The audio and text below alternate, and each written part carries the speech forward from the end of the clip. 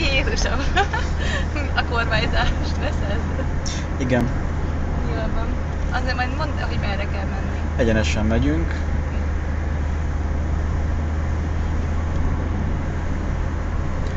Egészen a parlamentig, azt hiszem. Ez akkor most jó sokáig is, akkor maradhatok is 70-es sávon. Igen.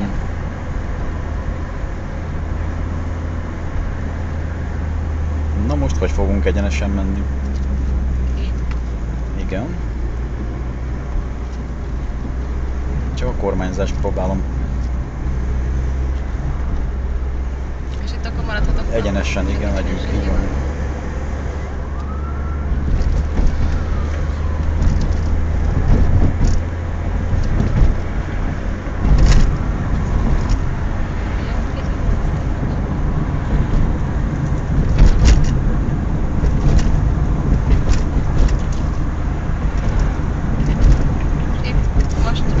Egészen a legvégéig elmegyünk, és akkor ott majd balra megyünk, ahol az út is balra megy.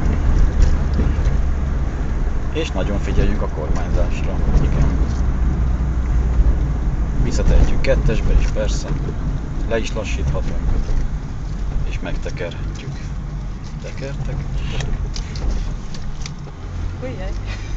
És itt meg jobbra megyünk? Igen.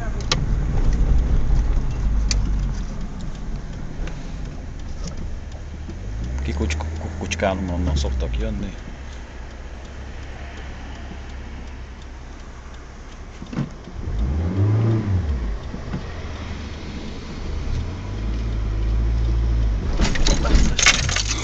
Jó, nem áll, nem áll. Csak harmadikban van az autó. Akkor azért van ez. Most már el. Nyugalom, sigavér. Nyugalom, sigavér. No para. Szépen követjük az utat. És idéket szakaval a kocsit. Nem a kocsinak, neked. Lehet, hogy az is ki tudja. Elfáradtál már. És itt kanyarodunk majd, de úgy, hogy ahogy a csíkot követjük. Oké.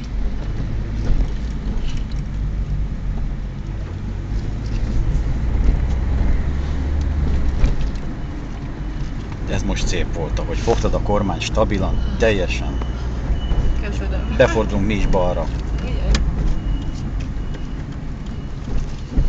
Mehetsz is.